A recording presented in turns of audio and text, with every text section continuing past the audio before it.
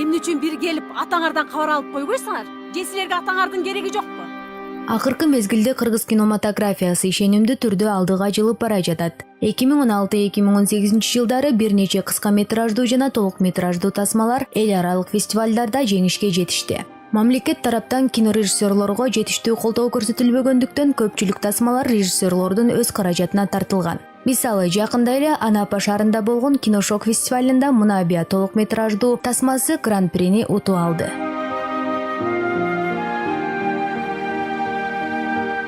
Ошол каармандын аялы каза болуп, анан ушу Мунабия деген баягы аялды жакшы көрүп ошого үйлөнөм десе, ошо жерге жеги тууганына, келиндери, балдарына чейин каршы чыгып атат да. Мындай айтканда. Анткени баягы апасы өлөрүндө керез калтырып кеткен имиш. Ал керезде ошо Мунабияны биздин үйдүн эшигин аттата көрбөгүлө деген сыяктуу бир керездер айтылган. Ал фильмде дагы ачык даана айтылбайт, ал дагы ушак айың иретинде берилет. Мунабия башкы каарман, күчтүү, акылдуу жана эркиндикти сүйгөн аялдын образы. Ал өзүнүн сүйүүсүнө жетүү үчүн көптөгөн азап тозокту башынан кечирет. Коомчулук тарабынан дагы кордук көрөт. Бирок Шекспирдин классикалык образдарынан өзгөчөлөнүп, каармандар өзүнүн сүйүүсүнө гана эмес, ар намысын коргой алганга жараган чоң кишилер.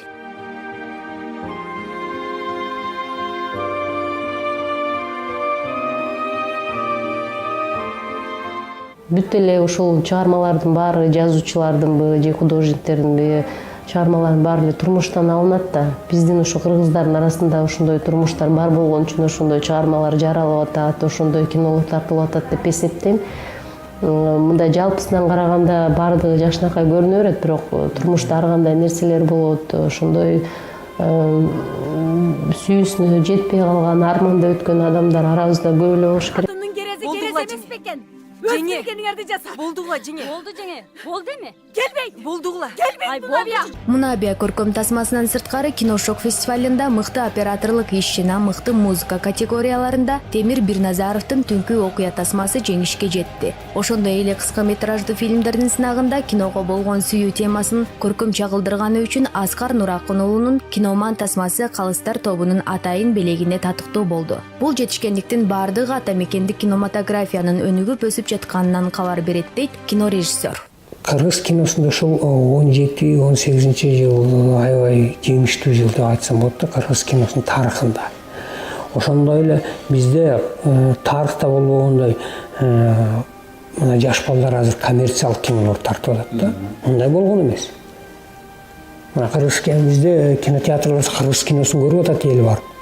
Ошон үчүн кыргыз киносу абдан жакшы, азыр мындай абдан жакшы ийгиликти жаратып атат.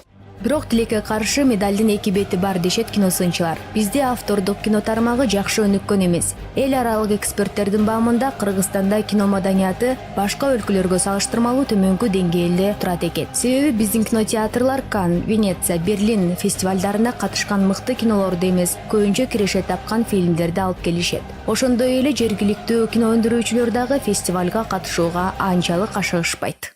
Кинотеатрлардын баары арендада да. Анан арендатор хозяиндар булар акча табыш керек, чынбы? Анан алар ошол кайсы кино эл көп келсе ошол кинолорду көргөзөт. Аларга мындай идеологиялык жагы же болбосо тиги бул жагы дегендей аларды кызыктырбайт. Аларга акча керек. Анткени ошол арендасын төлөш керек, иштеп аткандарга зарплата төлөш керек. Тагыраак айтканда булар коммерциялык максатты көздөшөт да. Алымда эсим барда этегимди жей.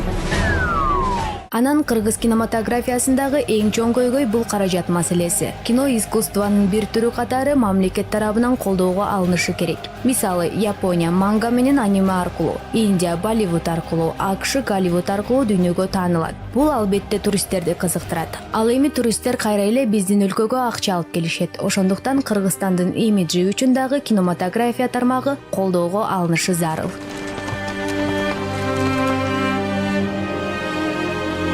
Атым ким чырагым? Атым Курманжан. Кеңир жалгасын сени. Курманжан.